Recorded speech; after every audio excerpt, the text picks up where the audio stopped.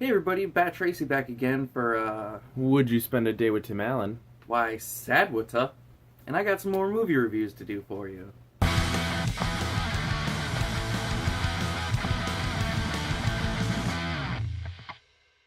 Alright, so I got some more movie reviews today. Two of them are movies that I saw in Cool Duder's videos and I wanted to check out, and one's super rare, so I finally picked that up. First off, we got What's the Worst That Could Happen with Danny DeVito and Martin Lawrence. Now, this was a really good movie. So basically, Martin Lawrence is like a crook or a thief who robs Danny DeVito's house. Danny DeVito catches him in the act and basically steals a ring that Martin Lawrence's girlfriend gave to him.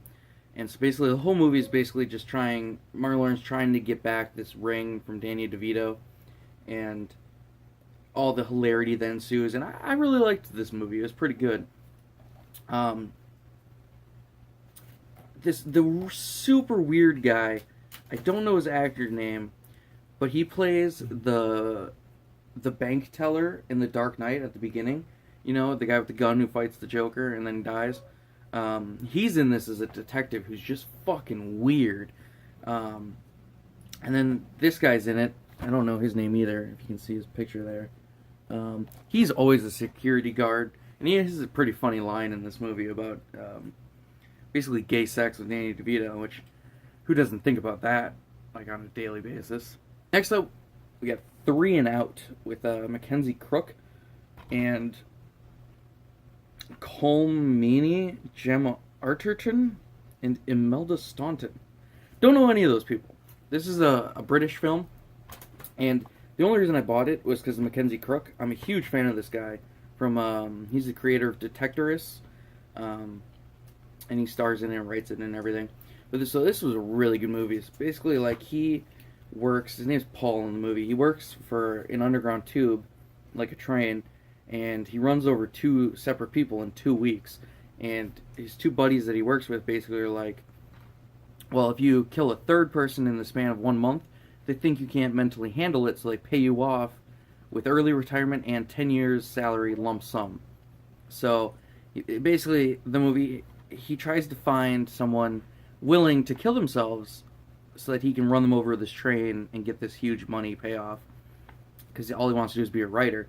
And he finds this one guy who answers his ad online about it, but the guy turns out to be a super weirdo, and he wants to be like eaten alive by Mackenzie Crook's character. And that was probably the funniest part of this movie. Is throughout the whole movie, he keeps getting phone calls by this guy, like, with recipes and shit, and he's just like, I don't want to fucking eat you. But he meets this guy Tommy, who's gonna kill himself by jumping off a bridge, and so he, agrees to do the deal as long as he can talk to his ex-wife and daughter one more time. And the weird part of this movie is Mackenzie Crook bangs his daughter. I don't like when movies do that. It's always just something that adds... Crook's daughter or the guy's daughter? Tommy's daughter, yeah. That's terrible. They always just add something that doesn't need to be added. Well, I highly recommend this one, and I definitely want to check out some of this guy's movies more here now. Because this was really funny. I liked this. And last up, we got Drop Dead Fred. This is the holy mecca of DVDs, I feel like. I've heard Cool Duder and Cinestalker talk about this so much. I was super excited to find this. Got it for $3. I'm not sure the actual price online, but I think it's like $50. Not 100%. This was a very, very strange movie. It's basically Phoebe Cates plays Elizabeth, who as a kid had an imaginary friend, Drop Dead Fred. This guy, played by Rick Mayall. Don't know if you pronounce it that way. Rick Mayall. Mayall. It's literally it's a compound word. Mayall. Yeah, but it might be Mayall or something. Mayall. Whatever. So yeah, like, he's her imaginary friend as a kid, and they cause a lot of trouble together, and her mom basically locks Fred up into a box and keeps him away from her for her whole life. Well, then later on, she gets married, and the guy... I don't know if they break up or separate or something, but it's Carrie Fisher. Yeah, Carrie Fisher's in the movie. But so Drop Dead Fred comes back to, like, make her happy, but a lot of destruction occurs, and he breaks everything and ruins a lot. But she finds out, that her husband was cheating on her, and basically Drop Dead Fred saves the day, kind of. I feel like it's practically Imaginary Mary of the 80s, 91. of the 91s. Yeah. It's the I've never seen that show. No. I have no interest in it. It got really bad reviews. See, so. like, what's her name? Rachel Dratch? Yeah. Rachel Dratch, we talk about her enough on the podcast. Yeah. But Rachel Dratch, Mary does not look... Every imaginary friend I had as a kid was a person, not a blue whatever that is. And it doesn't even look good. It looks like they took the animation from, like, Inside Out or Home and just put it in live action. I can see that. Yeah, like I said, this is a really strange movie. And Rick Mayall, I've never heard of this guy, like, at all, besides this movie. But he kind of reminds me of, like, a Carrot Top or Yahoo Serious. He's a very out there actor, very comical, and does a lot of wacky shit for laughs. So you compare him to Carrot Top. Yeah. Then you say he's comedic? Yeah. That doesn't add up. Have you ever seen Chairman of the Board? No, I haven't. You should watch Is that that with movie. Carrot Top? Yeah. I One think that's movie. his only movie. One movie I've seen with Carrot Top. What? Swear Net.